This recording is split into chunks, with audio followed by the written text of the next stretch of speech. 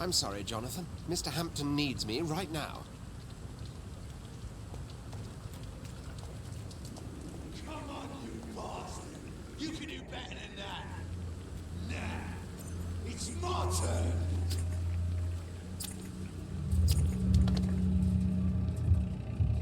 Rotten or pristine, each heart contains the seeds of life.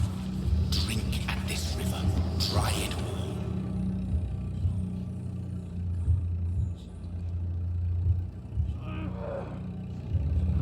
Bastard gave me a good poke.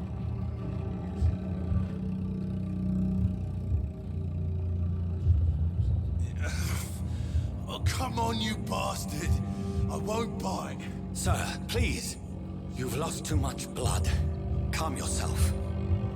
You think I didn't notice? Stop your staring and get me to an hospital, you arse!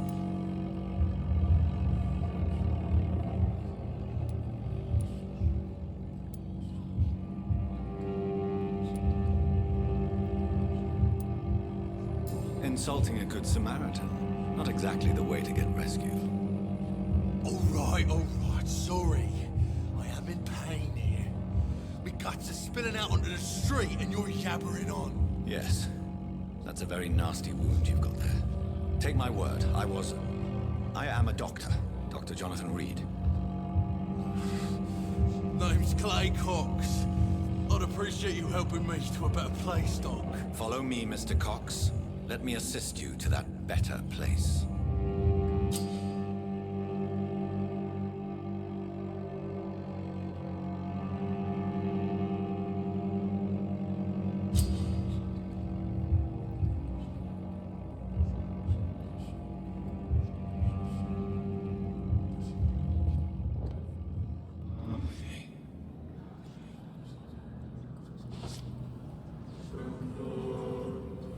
Bring this fading light into the shadows.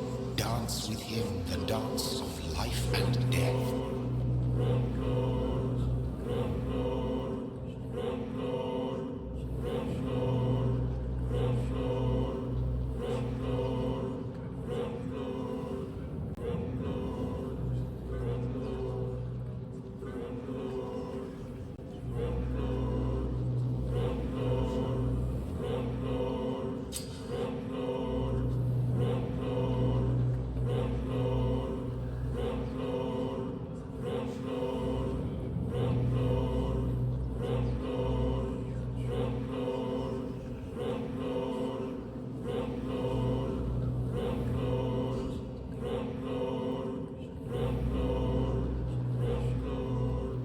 No more.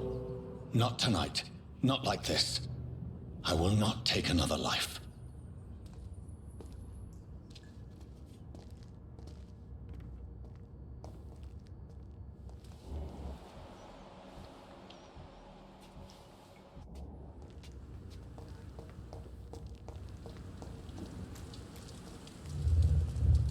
It is wise for the huntsman to sometimes let his prey go. But no famished hunter can run for long.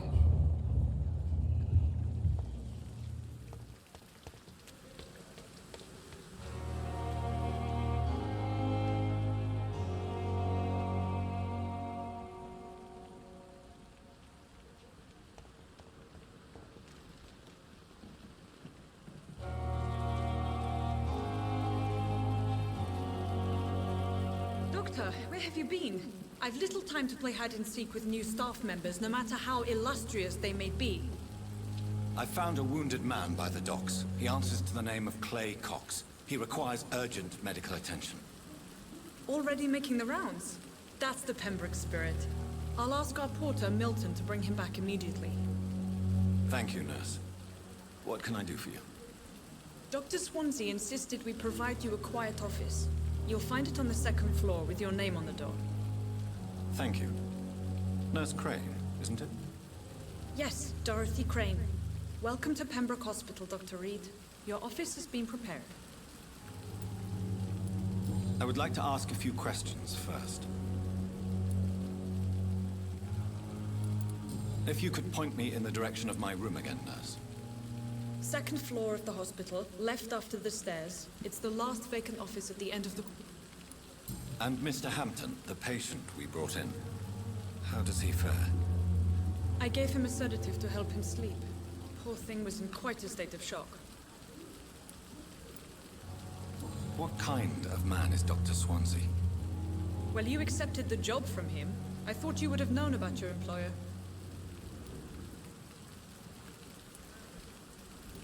It's right to assume Dr. Swansea knows far more about me than I do about him. You'll get to know him soon enough, and better than me. The administrator has better things to do than mix with us. Apologies, I've only just met him the once. This is sudden. I've only just returned to England. Dr. Swansea is a brilliant surgeon and the most compassionate physician. Thank you, Nurse Crane.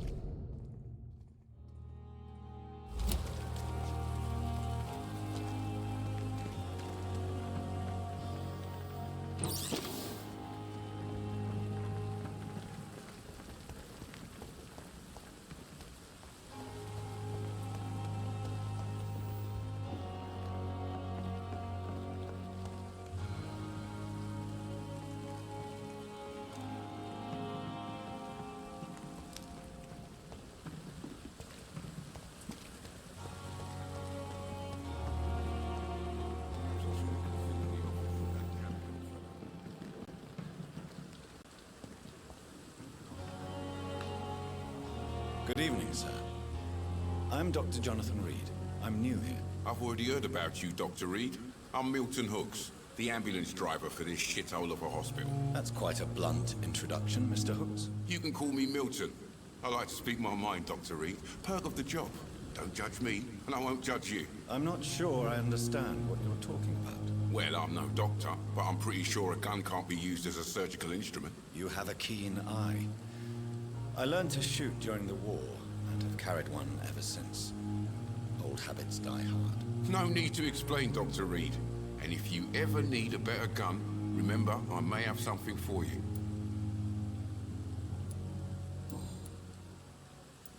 How is the situation around here? You want to hear the situation is all right? It's fucking awful. We lack everything, and it's getting worse every day. So what do you do exactly in this hospital? Apart from smuggling guns, I mean. I've been an ambulance driver since... too long, I guess. I bring sick people here night and day. It's a dirty job, but I get it done. Most of the time. Since you're on the front line, how is the sanitary situation in this vicinity? It's a complete disaster.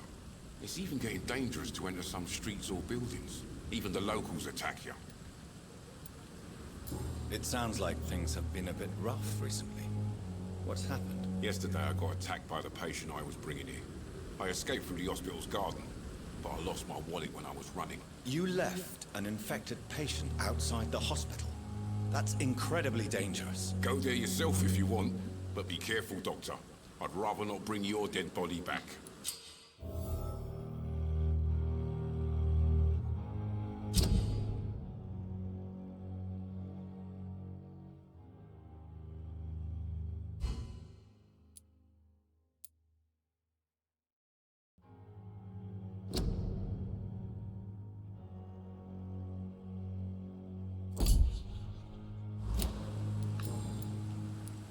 Are you really smuggling weapons through the hospital? And why not? I've already been attacked by patients, you know. And by gang members willing to steal my money. But you're not defending yourself. You're selling guns to civilians. You keep people alive your own way, Doctor. I offer them another way to protect their health.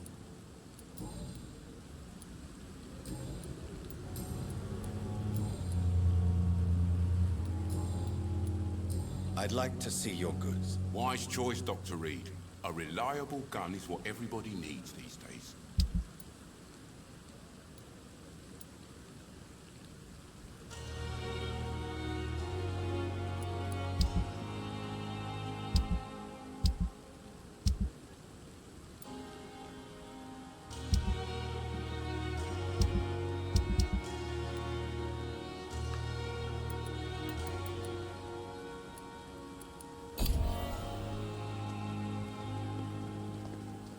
Dr. Swansea is right.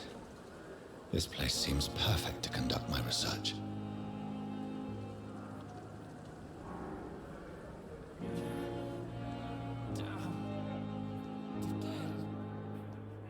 Here again.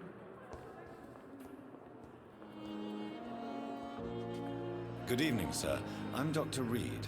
I believe we're going to be colleagues. Reed? Yes, I've been informed about your arrival. I'm Waverly Ackroyd. Welcome aboard, I suppose. Does my arrival inconvenience you in some way, Dr. Ackroyd? Let us just say that I don't particularly share Dr. Swansea's enthusiasm for hiring you. What we need here are reliable professionals, not overrated dabblers.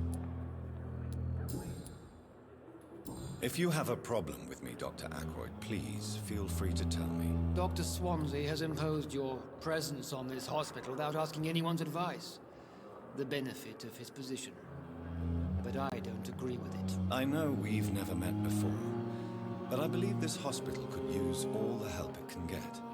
You will agree with that, I'm sure. Oh, but I have heard about you, Dr. Reed. Of course, you can't say the same about me, since I have not wasted my time courting the press.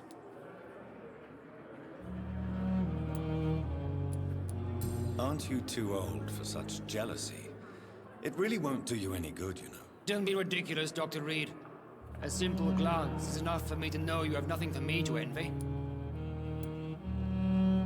Since your tenure in this hospital is longer than mine, perhaps you can tell me more about this place. Let's just say I'm tired of the carelessness around me. I have always respected the skills of Dr. Swansea, but over time his enthusiasm has become displaced. Carelessness? Exactly what are you talking about? We're here to save lives. The people who trust us are not volunteering for experimentation. They're here to be healed. I don't intend to run any radical experiments, Doctor. Even if I, as any good practitioner should, express an interest in pushing the boundaries of medical research. Modern medical methods were created through audacity and ego. But there are rules in our line of work, and they're here to protect our patients.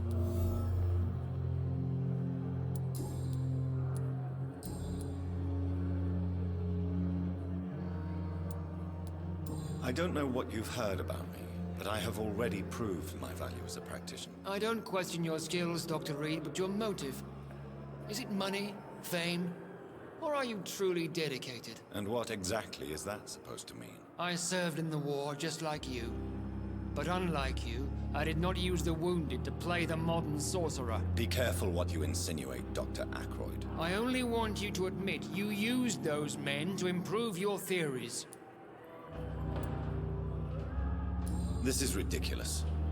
My blood transfusion technique saved many lives, and you know it. You see? That is exactly what I hate about people like you. You avoid this kind of accusation instead of facing reality. It seems you have bad memories of your military service. I refuse to see this industrial slaughter as scientific progress. War only reveals the worst in men. We can at least agree on something, Dr. Ackroyd. Thank you for your time. We'll talk later.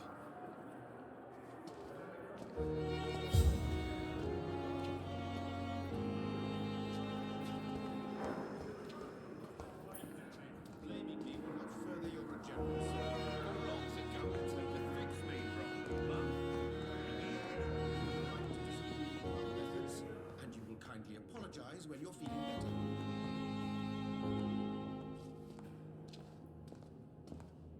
What can I do for you, Doctor? Thank you, Nurse Crane.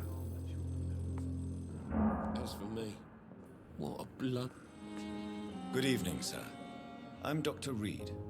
May I help you? I don't know if a third opinion is needed. Your colleagues are already arguing about my condition. I see. Would you mind telling me more about your situation? I'm Harvey Fiddick. All I want is to get me bloody arm fixed properly. Tell me about yourself, Mr. Fiddick. I'm just a regular guy waiting to get his arm fixed, so I can return to work and to my family. I was more curious about what you were doing before being hospitalized. I'm a carpenter, and a good one too. But that means I need both arms to feed my family, Dr. Reed. Are you satisfied with your treatment here? Well, it's clear that I've chosen a bad time to be injured. Forgive my bluntness, but you seem overwhelmed by cases of the flu. I won't lie to you about it. I'm afraid we are. Are you sure you don't want to operate yourself, Dr. Reed? I have the feeling you're very capable. And your colleagues seem to think so too. In other circumstances, you would be right. But for now, I don't think I can take on the responsibility. My apologies. Tell me about the doctors who are arguing about your case. Strickland and Aykroyd. They both want the best for me, but there's a lot of pride there. Doctors are no different from carpenters, it seems. What do you mean? I often had professional arguments with rivals on a building site. Difference is I disagreed about wooden nails, not flesh and bones.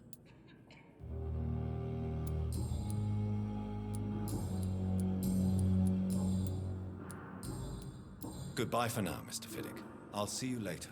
You always knew the words to calm the children, Ellen. As for me, I'm an idiot.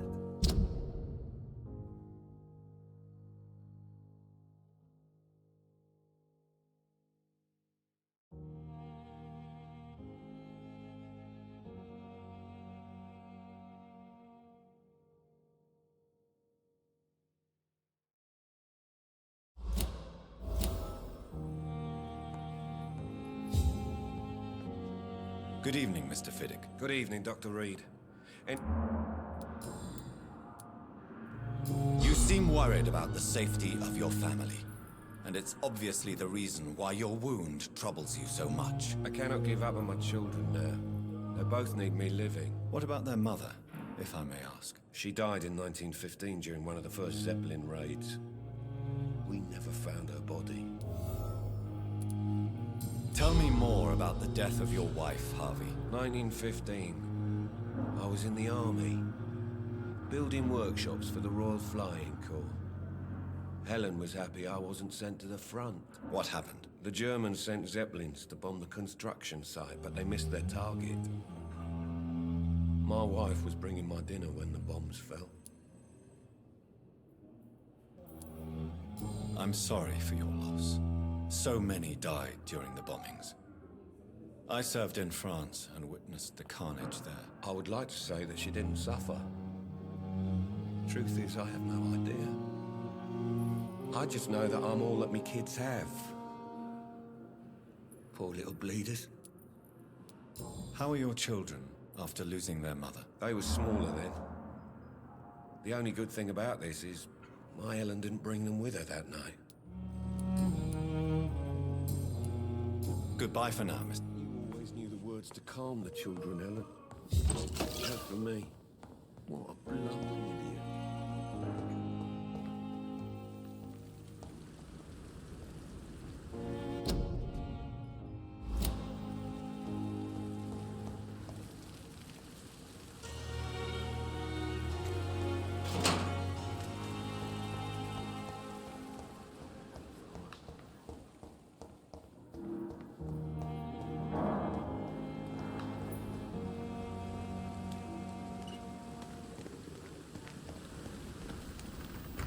It's locked. I'm sorry you ended up on my plane. Cold medical bench, sir. I cannot enter. You must be very angry about this unfair situation. I managed to arrange to have you buried in as brave as you were.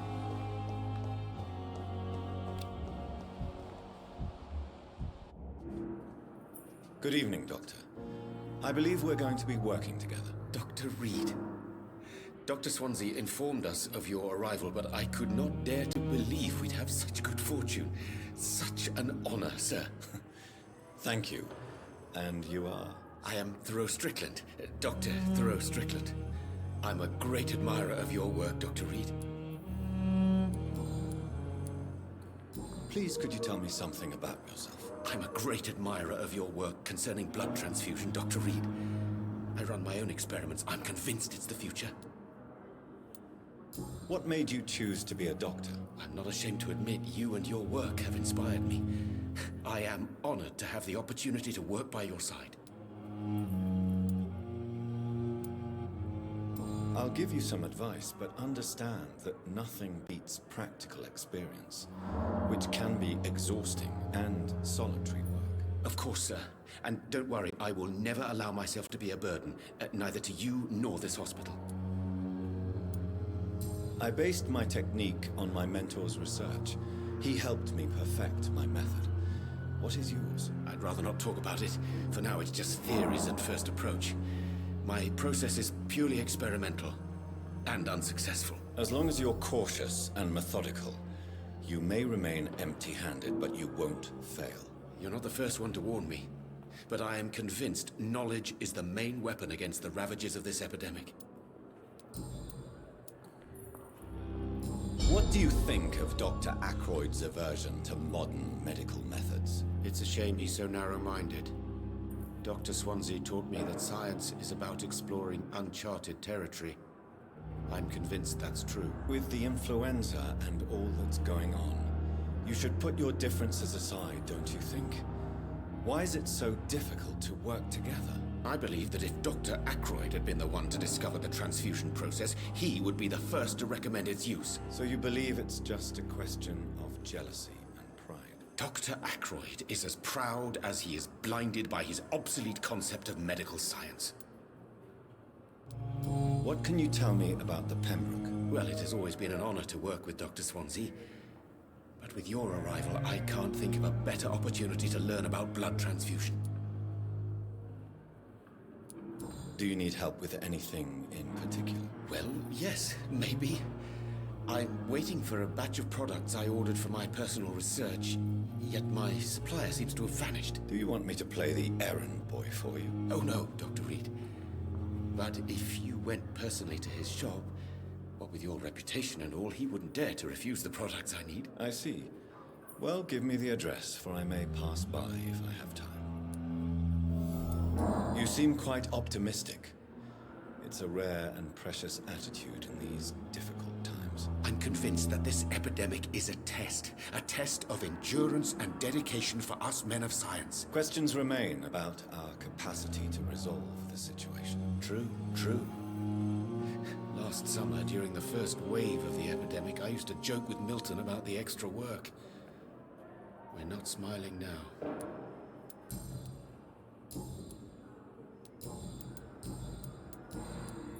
Tell me more about your willingness to experiment with new medical techniques. Harvey Fiddick is a patient suffering from a severe injury that could cripple him if not treated correctly.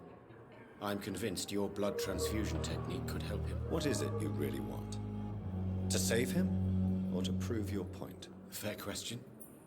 I want nothing but to save my patient, Dr. Reed. Especially since I know Mr. Fiddick's story. Tell me Mr. Fiddick's story. Our first diagnosis was compromised because Mr. Fiddick lied to us about the real origin of his injury. He first claimed it was an accident. But why would he hide such crucial information from us? Because he is a proud father, ashamed of putting his children at risk because of his own negligence. This personal involvement could also appear to be a lack of impartiality. You must know that a good surgeon must remain neutral. I agree. But that does not excuse Dr. Ackroyd's behavior. A man who did not even take time to converse with his patient. Do you think keeping his distance was a mistake? All I know is that I'm taking care of human beings with desires, hopes, and fears. Not some biological machine comprised of blood, bones, and flesh. Goodbye, Dr. Strickland.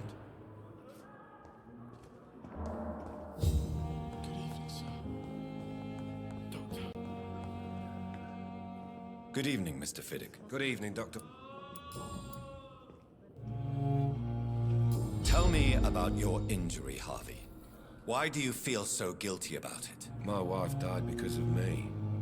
And now I may lose everything because I've been careless enough to hurt myself. What an arsehole. How could your job be responsible for your wife's death? I was working a double. She went out to bring me a hot meal and got caught in a German bomb raid.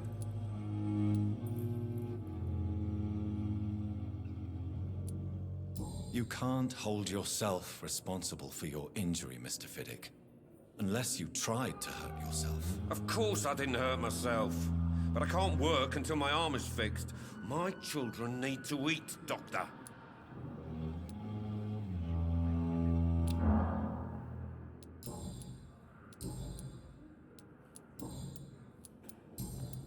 Goodbye for now, Mr.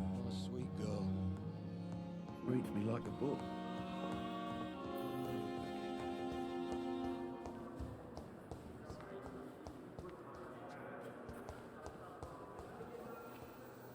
Good evening, miss. I'm Dr. Reed, the new surgeon at the Pembroke Hospital. And who are you? Your name has no meaning to me, mortal. You're nothing but dust blown by the winds of eternity. I beg your pardon? What are you begging for, mortal? My clemency? Well, tonight maybe I'm inclined to mercy. You'll never forget the night you met Thelma Howcroft. You keep calling me mortal. Why is that? And if I'm mortal, what are you? Well, Dr. Reed, if you must know, I'm a vampire.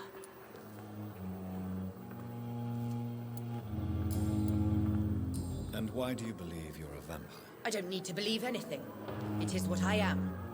It is what I feel within this hollow shell of flesh. Please, describe to me how you feel. What is it like to be a vampire? I can hear my body crumble from the inside as my flesh cracks and fades. I sense the last pulse of postulant blood within my drying veins. I need new blood. I see. Have you ever heard of Cotard's syndrome, Miss Howcroft? Never. It's a mental illness discovered by a French neurologist named Jules Cotard. The affected patients are delusional.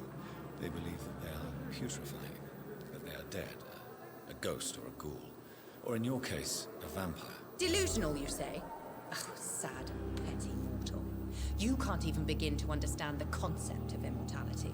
And you think it is I who am delusional.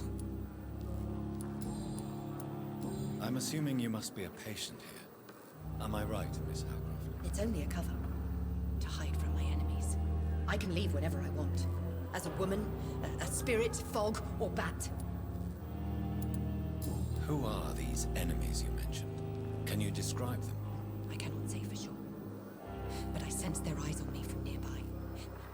I feel them watching me every time I visit the garden near the morgue. The staff here are not your enemy. They're here to help you, to care for you. I'm not speaking of the doctors in white. I'm speaking of the men and women who hunt me. For I am a vampire. I see. Don't worry. These people will not find you here. I'll personally make sure they leave you alone. Thank you, mortal. But do not interfere with them, for you are no match for those that hunt me.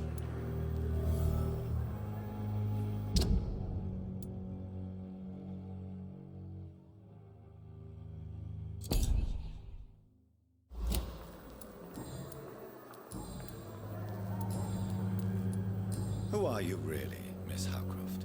I mean, apart from being a vampire. Is that not enough for you, puny mortal? What do you require? Proof of my powers? I'm curious to know who you were before becoming a vampire. It was such a long time ago, I don't remember. Centuries of unholy life can have strange effects on one's minds, you see? I'll leave you, Mistress of the Dark, to your nocturnal activities.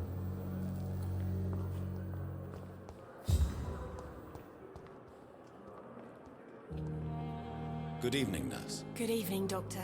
I don't think we've been introduced yet. My name is Pippa Hawkins. And I'm Dr. Jonathan Reed. Dr. Swansea has recently offered me a position in this hospital. Well, it's a euphemism that your help will be appreciated, Doctor. How would you describe the situation at the Pembroke Hospital? It's serious. The flu is wreaking havoc amongst the staff and patients. We are running out of everything.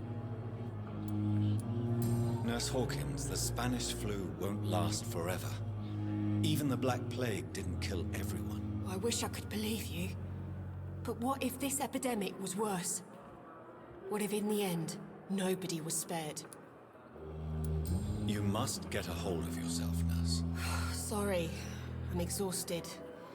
No one has any idea when this epidemic will be over. How long have you been a nurse? Well, long enough to see that the epidemic is winning. And no matter how qualified you are, don't tell me you'll change that.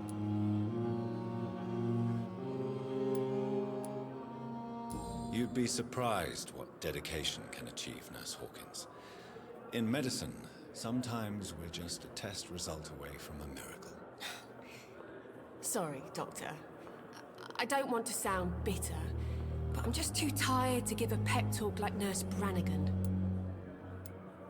How is the Pembroke staff? Well, not well. Milton, the ambulance driver, is even more Why is Milton grumpy on a daily basis? Is it just an act? Milton's not the kind of man who's bothered about a bad reputation, whether he deserved it or not. Why does Milton dislike doctors? I don't know. Just ask him. But be warned, Milton is not the chatty type.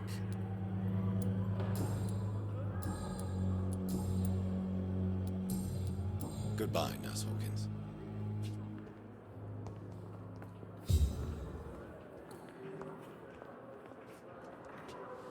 Good evening, Miss Howcroft. How are you tonight? I need blood, Doctor. Warm. I'll leave you. Fear and disgust on every street. Good evening, sir. Can I help you? Unless you're here to fix my face. No. I don't think you can help me. I'm Dr. Reed. I've recently taken the position of head surgeon here. War injuries, am I right? You guessed right, Doctor. German shell took my pretty little mug right off. But they still call me Thomas Elwood. How is your stay with us, Mr. Elwood? Oh, it's bliss. I just escaped death in the trenches to be surrounded again by the moans of the dying. Can I ask you precisely why you're a patient here? It's the pain, sir. The drugs don't work. It just hurts under the scars, if you get my drift. Can I do anything for your pain? Nurses gave me a bunch of pills. No effect. Told you. It's like the flames are under my skin, burning away. Who is treating you? Is someone in particular looking after your case? Nobody since the old and tired doctor spoke to me. Started to think I was forgotten about. Wouldn't blame you. You don't seem worried by that. My face hurts so much more when I smile or cry. I've learned it's easier not to speak. But be assured I'm smiling inside.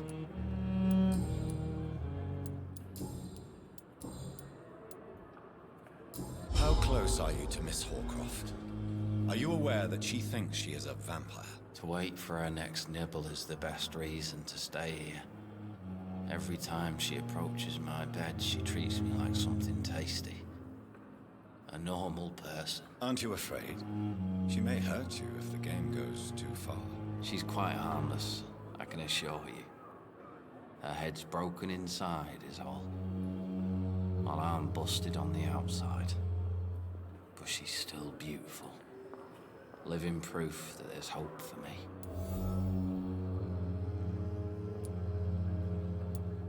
You do realize she's mentally disturbed. It's called the Cotard syndrome. She truly believes she's a vampire. In her madness, she never refers to my scars. And frankly, if I could, I'd join her world. It seems much more fun than the real one. So do you let her bite you? You know that's not sanitary. And why not? She's only supping a few drops of me blood.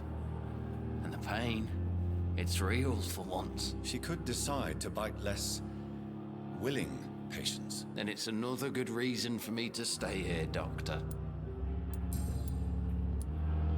Where were you stationed, sir? Did you serve for long? I really don't want to talk about all this shit. No offense. I was pushing too much. I served in France myself. I just wanted to know what happened to you. You were an officer, weren't you? Then I doubt we fought the same war, sir. No offense. Goodbye for now, Mr. Elwood. You disgust on every street corner. The daily routine. Good evening, Mr. Hampton. How do you feel? Dr. Reed, is it? Oh, sir, I must apologize for my behavior. What do you mean? I was not myself in the factory. Fear and exhaustion made me say awful things to you, I'm afraid. You remained perfectly nice and polite. A little delirious, perhaps. But who wouldn't be after enduring an abduction? Thank you, Doctor. That's a relief. Now all I need to do is rest and return to my flock. How did you end up in William Bishop's den? I had received alarming news about his recent behavior. I went to his place and he refused to let me go. Why did he abduct you? William was an alcoholic. His addiction suddenly changed to blood. I don't know why. Just like a patient I met here, this Miss Hawcroft. You dared to enter this awful place alone. You're a hero, Mr. Hampton. Or a fool. I'm just a man trying to help his friends, Dr. Reed. William Bishop was a conflicted soul, searching for light. Do you know Tom Watts, the bartender from the Turtle? I met him before I found you in the canning factory. Tom? Yes, of course. Always the helping hand, good old Tom. Without men like him, corruption and despair would have wiped out the East End long ago. People are still in despair. How could it be otherwise? The authorities have left us all to rot in this contagious nightmare. No drugs, no advice, nothing. It's a damn shame. Who should I avoid in this part of town, then? Any particularly evil figures? Not really. Most men and women are just doing their best. And it's not my habit to speak ill of people I know, Doctor.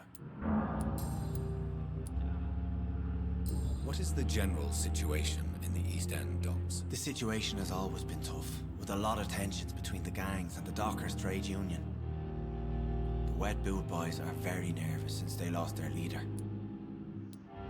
Who leads the gang now? Since Clay Cox went missing, it's his wife Edwina who runs the show, with the assistance of her minion, Booth Digby. Has the gang been threatening you? Ah, no. I've had this nickname for so long, you know, the sad saint of the East End. No one dares to bug a saint, not even criminals. What do you do for a living, Mr. Hampton? I can't help but notice the cross around your neck. I manage a night asylum for the poor and homeless of the docks, and I try to guide the lost and hesitant on the right path to our Lord. Are you a priest, Mr. Hampton? A deacon, maybe? Not at all, Doctor. I'm just a man of faith willing to preach the good word. Why didn't you use your cross against William Bishop? To repel him somehow? That's a very strange question, Doctor. A cross is no magical token, if that's what you were trying to say. Not mine, anyway. How do you feel, Mr. Hampton? Medically speaking, I mean. I feel exhausted. Beyond exhaustion, actually. William drank so much of my blood in his madness. I feel empty. You're in good hands here. Dr. Swansea is well versed in blood transfusion, and I'm sure he'll take the best care of you. Thank you, sir. I believe all I need is rest, and then I can go back to the people who need me. Have you made friends since you arrived? Not really, but I recognize Miss Harriet Jones. I knew her when she lived by the docks. That poor woman had such a miserable life. You never came to see her here at Pembroke? Receiving visits when sick can be an important part of the healing process, you know. We're not just bodies. You're preaching to the converted now, Doctor. To be truly honest, I thought she was dead. She left the docks many months ago. Goodbye, Mr. Hampton. Here again.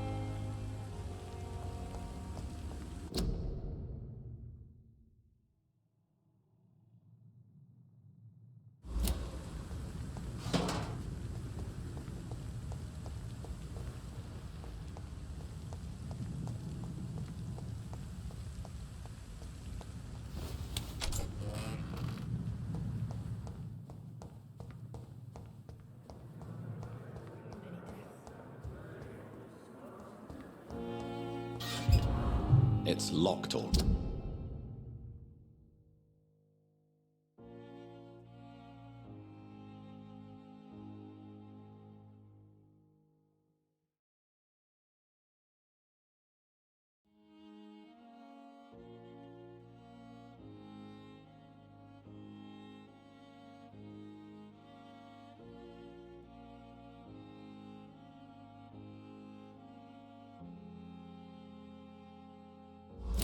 Right.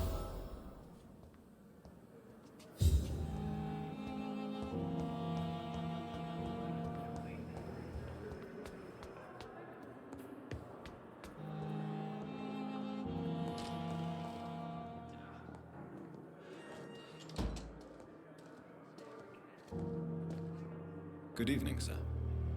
So it is true. The famous Dr. Reed has joined us.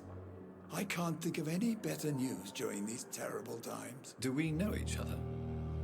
Actually, yes. We met once before, at the Rockefeller University in New York. Dr. Tippett, yes, I remember. I was assisting Professor Carell in his research about coronary bypasses. He had nothing but praise for you. He was also very confident about your future. And look at you now.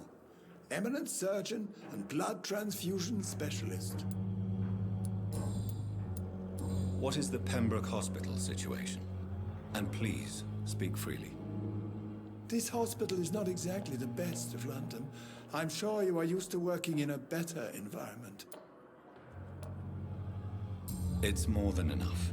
In any case, the personnel of a hospital are much more important to me than the building. Don't be misled by appearances, Dr. Reed. This hospital does not lack talented people. It just lacks hope. What can you tell me about the staff in the hospital? Some are really good, and others are not so good. But during this troubled period, there is no time for slander. I prefer to focus on the positive character traits. Tell me more about cherished people, then. Nurse Brannigan is a pearl. She is the most helpful and dedicated nurse I've ever worked with. A clever and cheerful woman. You really seem to admire her skills. I'll go even further. If she was a man, she would be a damn fine practitioner. Any opinion about the management? I don't always agree with Dr. Swansea's reserve. But I must admit, he does all he can to keep this facility running during this crisis. Ah, yes, the burden of command. I was fed up with this concept while serving as a medical officer. Don't get me wrong. Swansea's a good administrator. I just wish he would get out of his office now and again.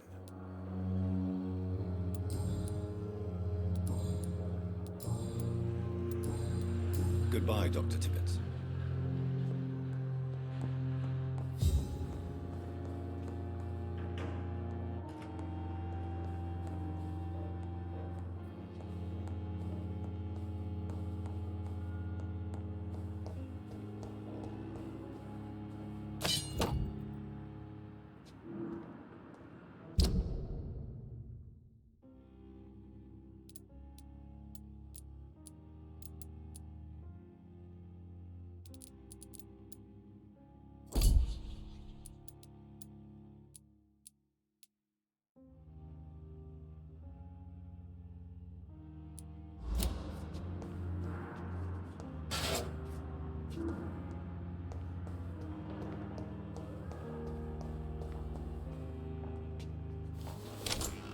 This must be the place.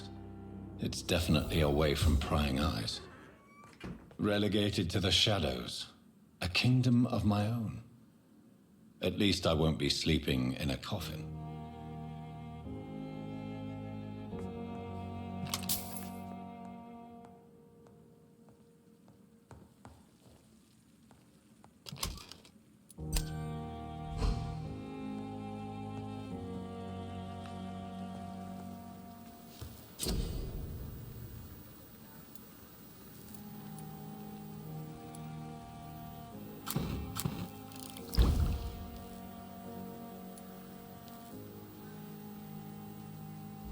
William Bishop's blood is much more unstable than human blood and shows extensive mutation.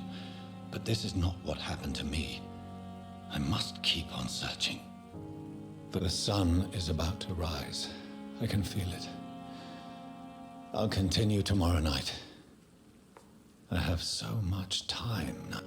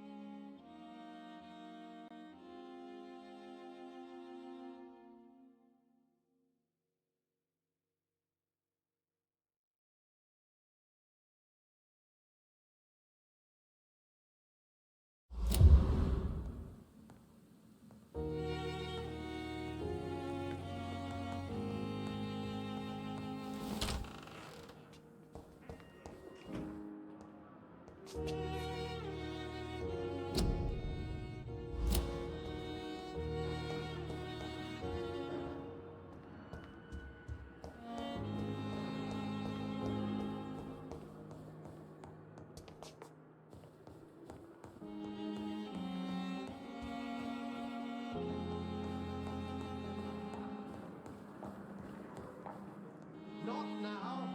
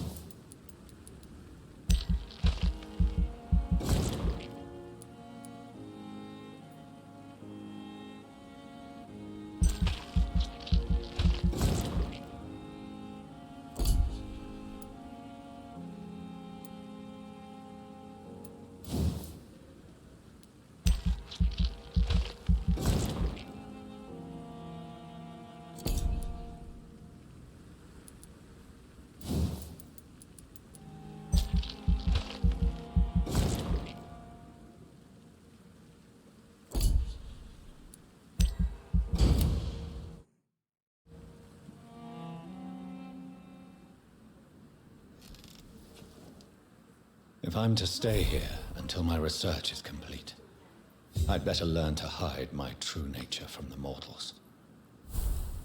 But what about my thirst for blood?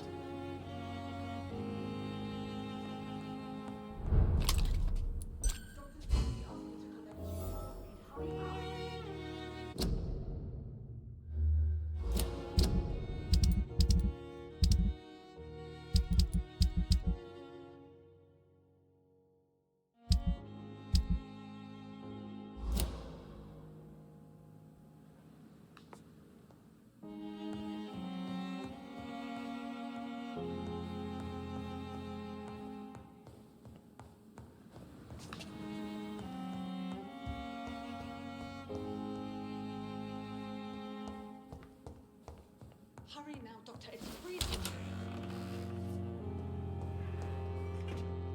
Yes, Nurse Crane? How can I help you? I'm so sorry. I know Dr. Swansea wanted you to rest, but we have somewhat of a crisis. A crisis, you say? Our supply of antiseptics is nearly depleted. I was hoping there was another box up here, but...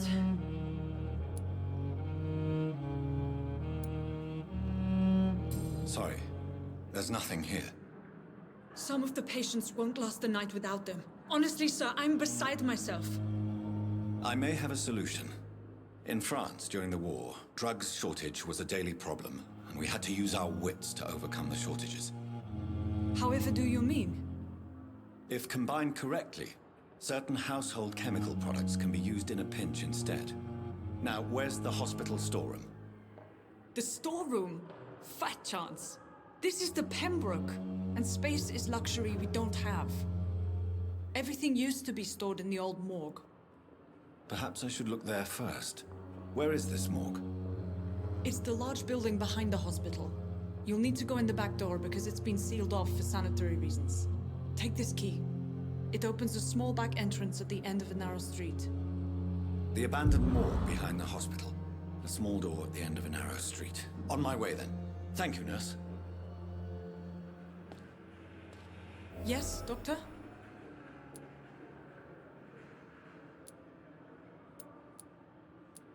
Exactly how bad is the supply? It really depends. Dr. Swansea deftly works his society contacts for monies, but with the quarantine, well, we're in God's hands. Why then do you always work the night? At the Pembroke, we're always... Your dedication to the Pembroke does you... We staff get our sleep when we can, Doctor. Nursing is a vocation, not the late... Lack of sleep and the medical profession always ends in disaster. I've witnessed many a colleague succumb to stimulants to fight exhaustion. Drugs were as deadly as bullets in the trenches. London's trenches start here at Pembroke Hospital. We are on the front line, make no mistake. That's all for now.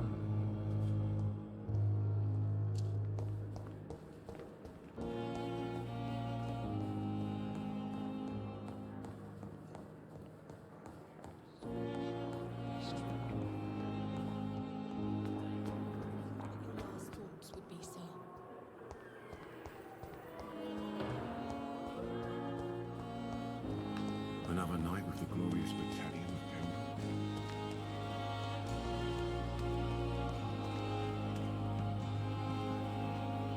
Good evening, Milton. Good evening, Doctor. Still trying.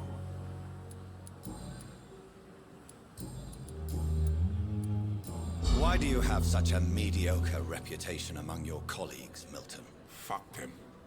Nobody knows the horrors I've seen since working here. This city was sick long before the epidemic, Dr. Reed. I know it's a difficult task, but correct me if I'm wrong. Is this not the job you are paid to do? I've seen babies left to die while their brothers were properly fed. Underage girls and boys sold to all manner of perverts. I'm sorry, I don't know what to say. Yeah, exactly. We lack words. So excuse me if I don't look on the bright side of life. Goodbye, Milton.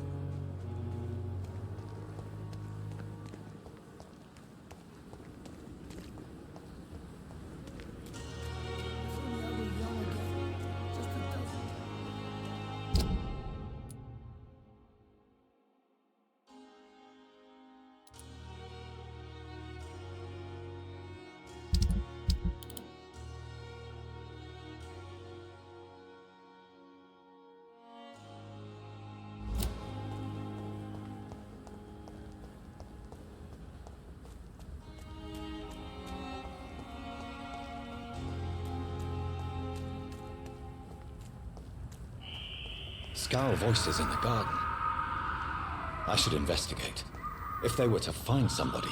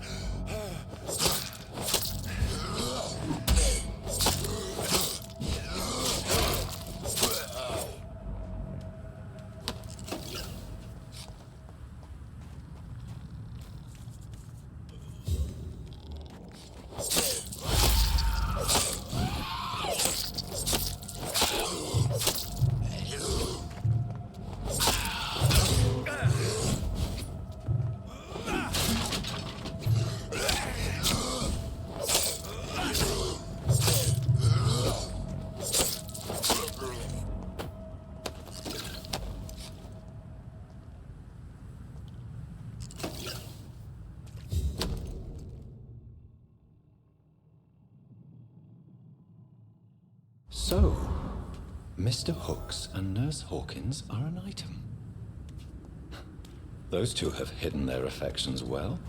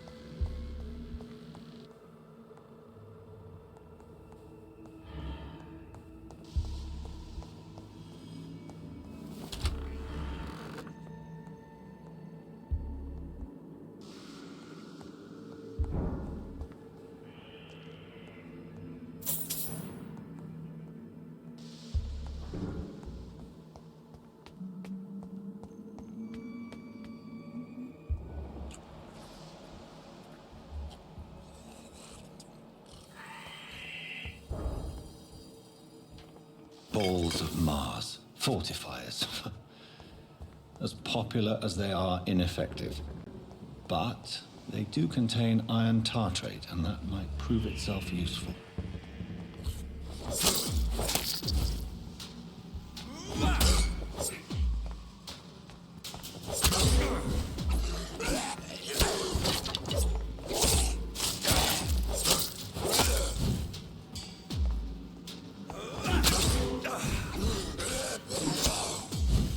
Behavior is similar to to the infected William Bishop.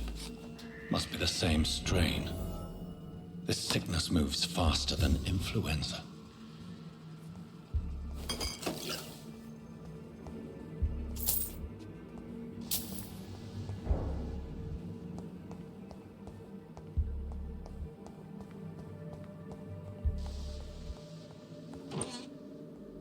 This key will surely grant me access to the basement.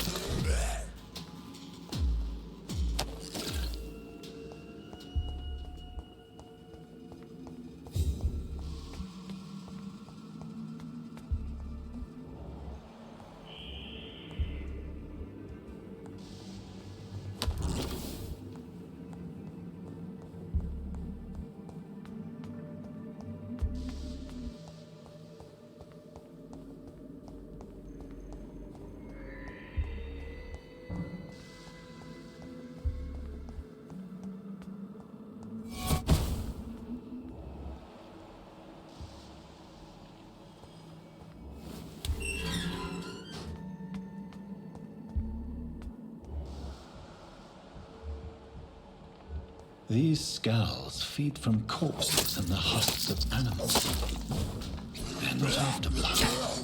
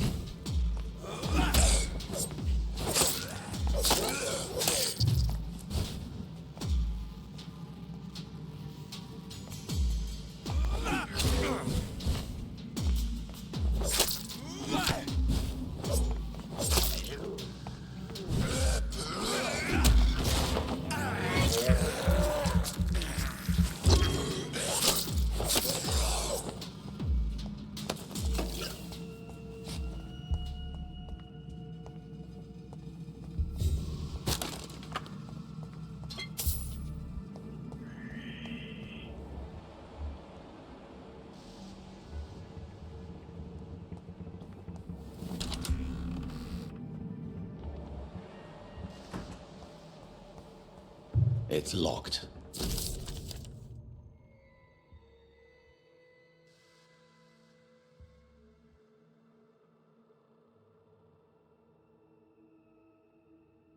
Mr. Connor's injuries don't match the report. I'd better look into this.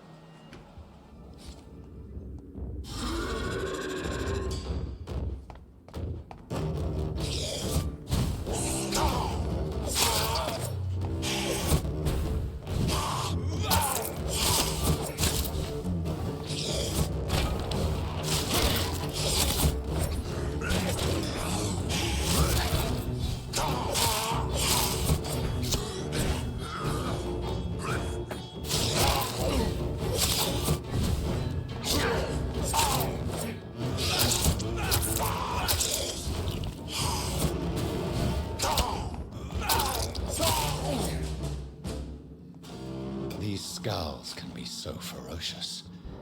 I'm not sure I can defeat them without becoming stronger. To drink blood is so tempting.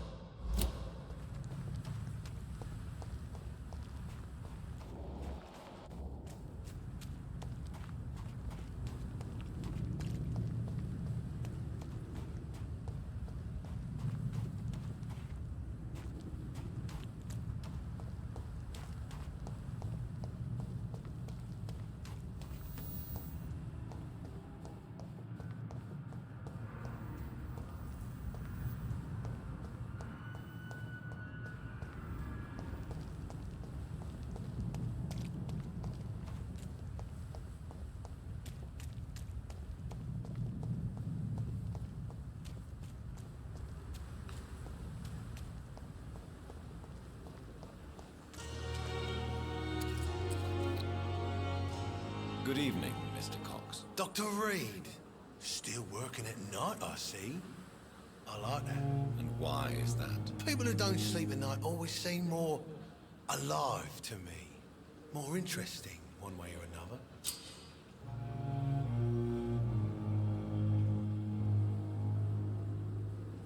You're lucky to be alive, Mr. Cox. I hope you're starting to take better care of yourself. This place is full of sickness and decay. How could I get better in such a dump?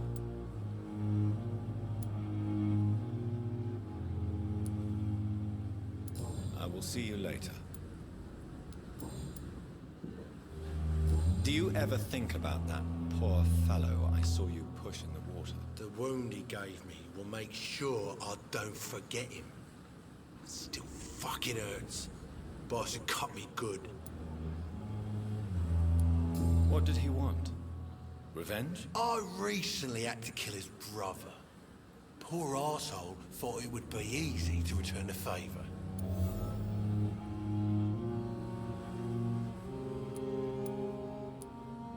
Only the strongest survive, then? Survival at all costs. Is that all you think about? I'm the toughest bastard you'll ever meet, Dr. Reed. And I don't give a fuck what you think of me. That man was determined to murder you. You almost died. What a surprise. The first time I met him, he nearly shit himself. Fucking coward. Well, I guess revenge gives you balls. How is your hospitalization going, Mr. Cox? This is a shitty place with shitty staff. But as long as I'm treated all right, I'll be fine. What's wrong with the Pembroke staff? That bastard you sent to bring me here, Milton. I thought he was gonna break all my bones before I reached my bed. I see. Any other smart comments? The nurses aren't too ugly. Especially that foxy one, Nurse Crane. Pretty brunette, tough attitude, all like that.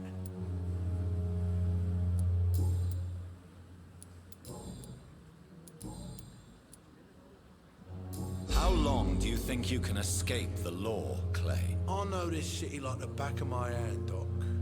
I know its streets, who to pay, who to avoid, and who to bully. I won't get caught. We can't escape the consequences of our actions. The past catches up with us in the end. I ain't afraid of death. I don't hide who I am. I live my life honestly, which is more than I can say for most folks. And who are you, then? I'm the leader of the Wet Boot Boys. One day, I'll leave this shitty place and punch in the face all who thought I would not come back. I'll leave you for now, Mr. Cox.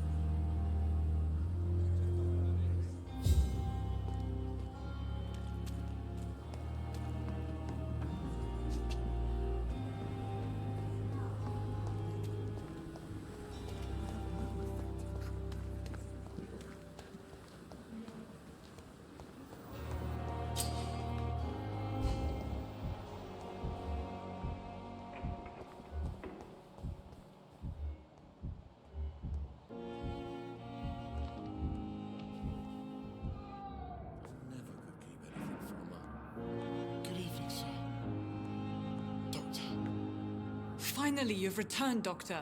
Did you find anything of value? Yes, nurse. You've worked your first miracle, Doctor.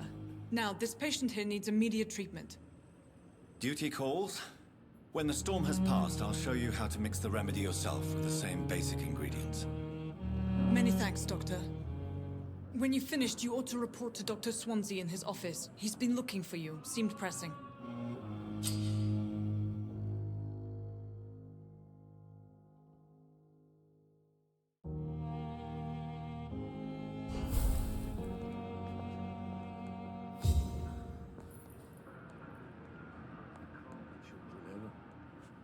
As for me,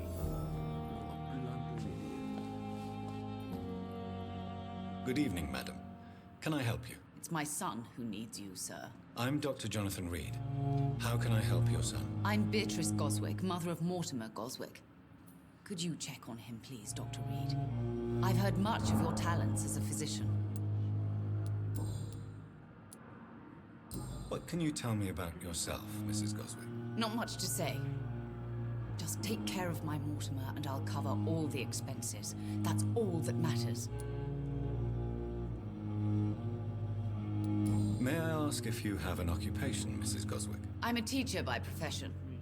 I teach young women who are more ambitious about their futures than their families. Are you really that rich? Most of the patients here are of a more humble origin, if I may say so. Yes, thanks to my husband. May he rest in peace.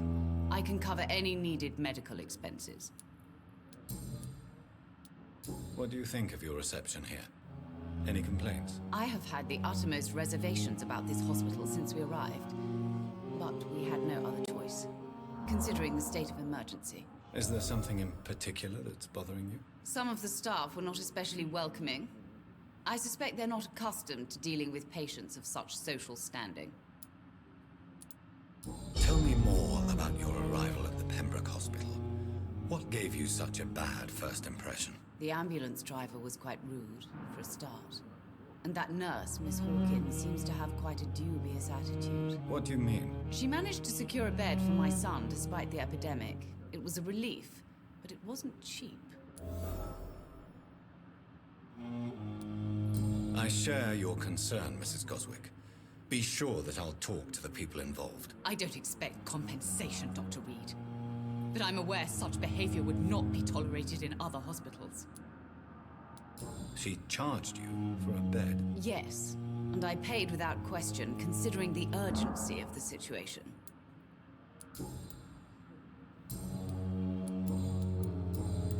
Goodbye, Mrs. Goswick. My sweet girl. Good evening. I'm Dr. Reed. Can I help at all? No. Really? Why are you here, then? I don't want to talk. My throat hurts too much. I suppose that this pain is the reason you're here. Is someone taking care of you? Yes. And no. Could you at least tell me your name, sir? Mortimer. Mortimer Goswick. How painful is your throat, Mr. Goswick? So painful I'd rather not talk at all, Doctor. I'm sure you realize a doctor and his patient have to communicate, sir. Would it help if I gave you some paper and a pen? Not really. I see. Then maybe it's not just your throat that hurts, Mr. Goswick. Perhaps your sore throat is just the consequence of something more hurtful. Yes, maybe. But I don't want to talk or even write about it now. Why did your mother have you hospitalized here? She seems convinced this is a bad hospital. My mother just wants the best for me. She won't rest while I'm here. She'd go all the way to hell and back to help me. Pembroke Hospital may look unorthodox, but rest assured you're in good hands here. It's not me you have to convince, Dr. Reed. It's my mother. Is your mother bothering you? As your doctor, I can ask her to leave you alone if you would prefer. That's tempting, Doctor. But you have no idea what my mother is capable of. She would tie herself to my bed if you asked her to leave.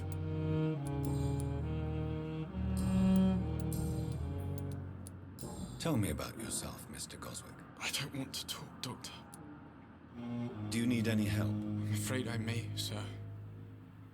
I don't mean to be a burden. You are not a burden, sir. Healing you is my responsibility. And you have my gratitude for that.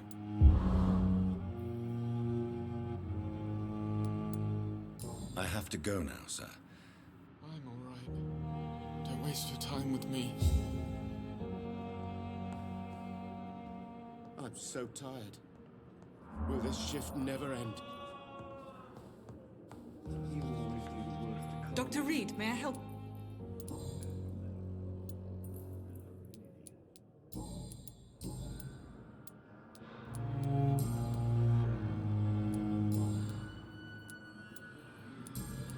I'll see you later, Nurse Crane.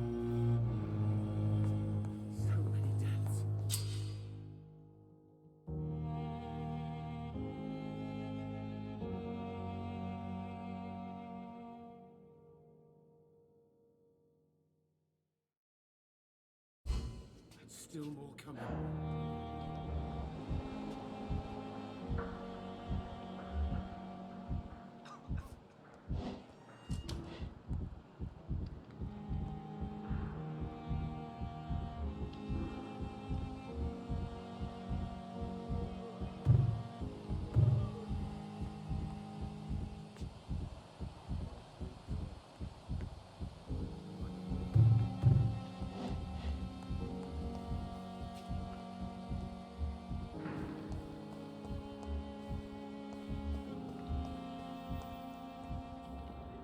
Good evening, Miss Howcroft. How are you tonight? I need blood, Doctor. Warm.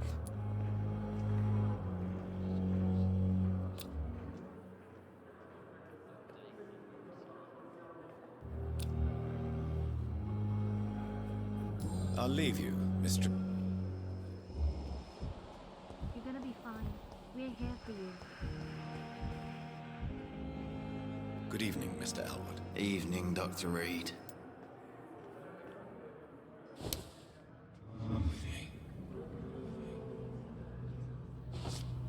Time has lost its effect on me, but the suffering continues.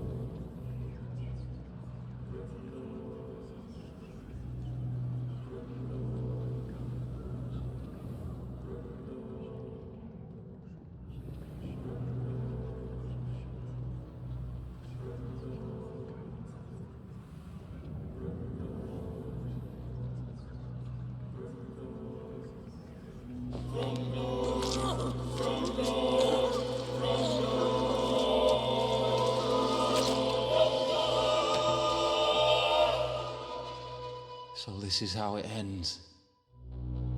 Farewell, my life, you betrayed me, good.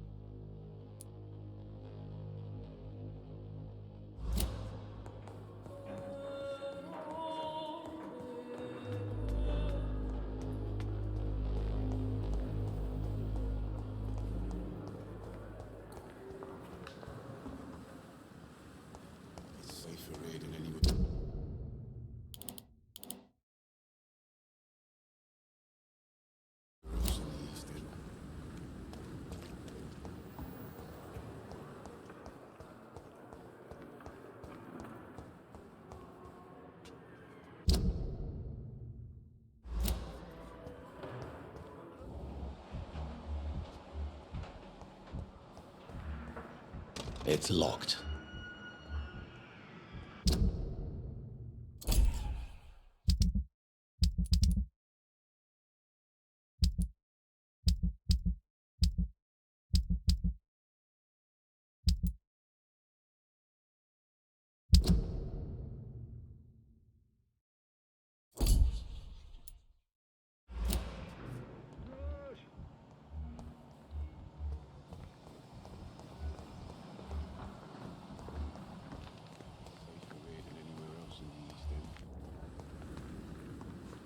Good evening, Milton. Good evening, Doctor. Still trying to save lives? I have some good news, Milton. What? The epidemic's over? I retrieved your wallet, with all the money, and a certain picture. Well, yeah, Pippa Hawkins is my girl. So what? Is it the difference of skin colour that bothers you? Not at all, Milton. Good. Please, take this money anyway. To remind you to keep your mouth shut. Not everybody is as broad-minded as you, Dr. Reed. What's going on between you and Nurse Hawkins? Pippa's tired. Tired of all this shit. Tired of all those corpses piling up. She's as depressed as I am. During the war, I witnessed a few couples just like you come together in difficult circumstances. It can be very damaging. Maybe you're right. But we support each other, and that's all that matters. You do realize you could both get fired. Hospital staff are not meant to have intimate relationships with one another. Come on, Dr. Reed. Do you know how many rules are broken in this hospital every day just to keep it running? There's nothing wrong with what we're doing.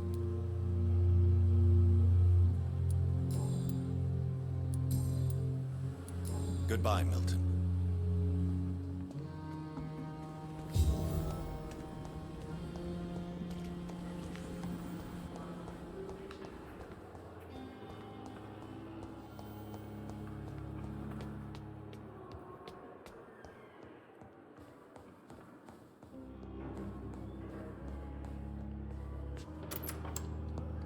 Please, Jonathan, come in.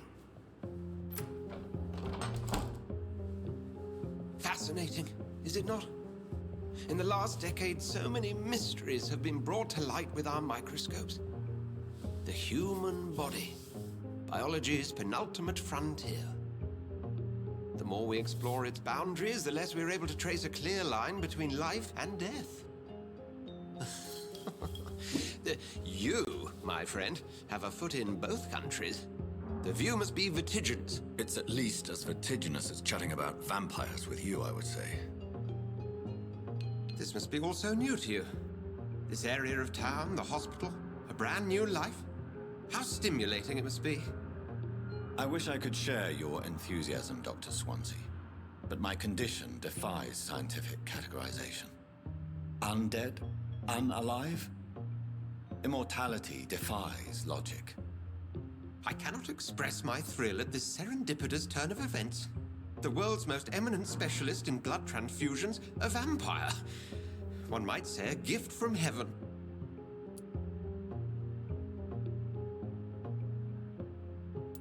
I'm a dead man. I was murdered. Now I'm a murderer. Tell me how this is a gift. Forgive me. I've been an admirer of your work for a long time, and now you are so much more than a brilliant physician. And please, call me Edgar.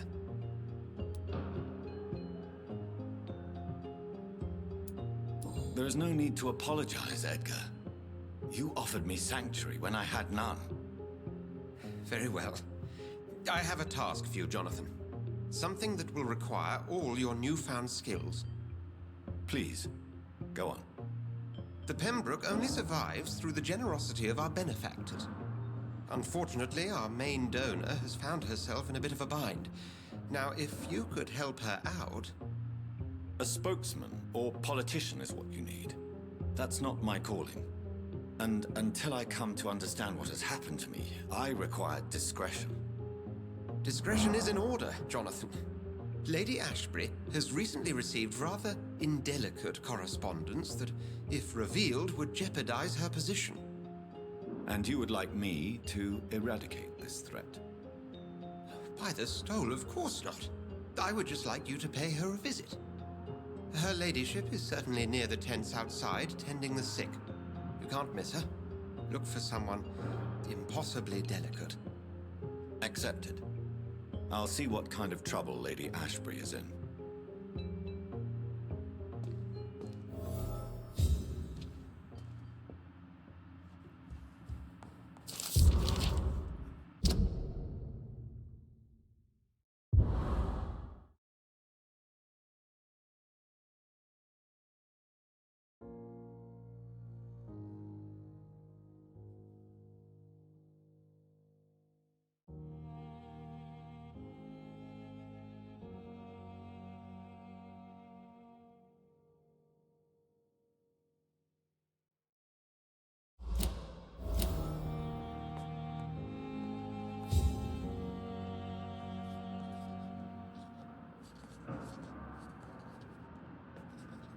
Do you need something, Jonathan?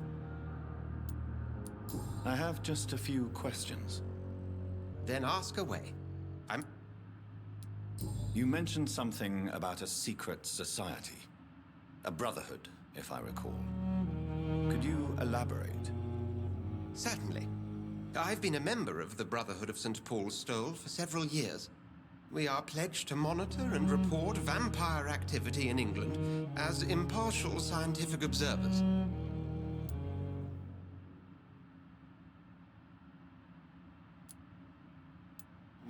That explains your nightly wanderings about the docks and the questions you ask. I feel it wasn't mere coincidence that led us to that part of town. There was something as yet unseen that set those chain of events in motion. Yet you don't fear me. And still, you know the monster that lurks beneath the civilized surface. The Brotherhood has studied your kind for centuries. We believe you are as supernatural as a lion is to a gazelle. Since you seem quite the expert on vampires, what could you tell me about my condition and how it came about? As men of science, our first step is always to start with what we know. Forget the myths, the hackneyed scrawlings, and the penny dreadfuls. They do not scratch the surface of the truth you now find yourself in. The sun. The morning following my transformation. Its rays burned me. There was pain, smoke, and my skin blackened. You will find there is very little that can kill a vampire, my friend. You have been offered relative immortality. The sun will most certainly hurt you, leaving you weakened and damaged, but it will not destroy you. Must I take a life to live? You are a vampire. You feed, and blood is the sole sustenance that can sustain your immortal frame. And only a living creature contains the nourishment you require. Since I'm the one working for you, what should I know about Pembroke Hospital? Well, for many years, we have been the only medical facility in this part of town that people can rely on. We support the community here, as well as provide healthcare. What do you expect of me? What we need is hope. You were a soldier. This is a war. This white coat's still a uniform. We fight to help the poor, the sick of the East End, the forgotten. Where do we stand today? Oh, to be honest, we cope on a day-to-day basis. The first wave of the Spanish flu last summer took us by surprise. We lack many of the basic necessities needed. The man we pursued and slew in the canning factory, William Bishop, I believe, was he a vampire? He was a Skald, technically speaking. The debate rages as to their classification. Some think them a subspecies of vampire, others something else. How do Skalds come into existence? The name means slave. The etymology may indicate that they are a lesser species of vampire. From what I know, vampires tend to despise them. Just for clarity, what differences are there between myself and a Skald? A Skald is easier to eliminate, Jonathan, even if they remain formidable foes for the unprepared. Vampires... Now, vampires exist beyond the mortal realm. We'll see each other again soon, Edgar.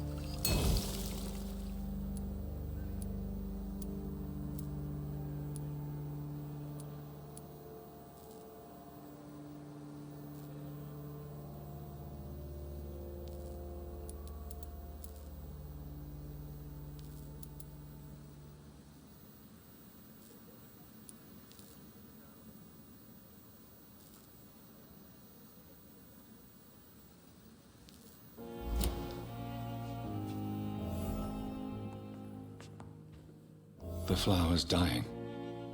It needs water.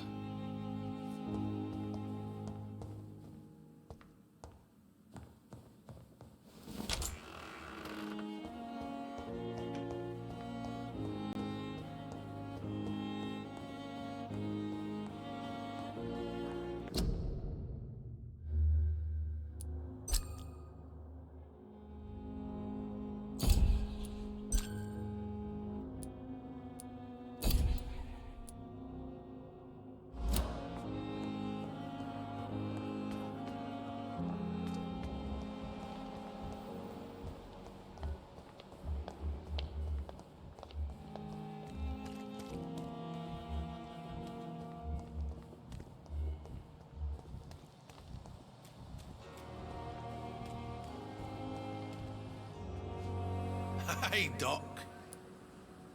You're lucky to be alive, Mr. Cox. I hope you're starting to take better care of yourself. This place is full of sickness and decay. How could I get better in such a dump? Consider yourself lucky that I'm treating all of my patients equally. But don't push your luck. Don't play the innocent with me. I'm sure you have good reasons to act this way. And also weaknesses that can be exploited.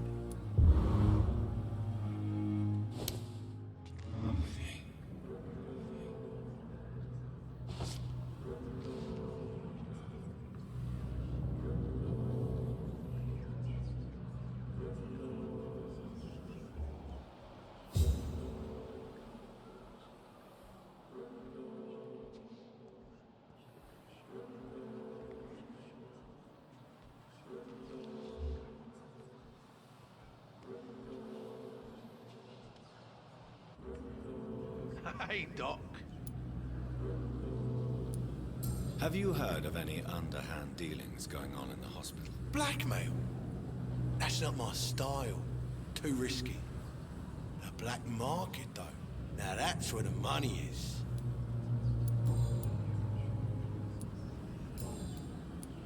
I'll leave you for now, Mr. Cox.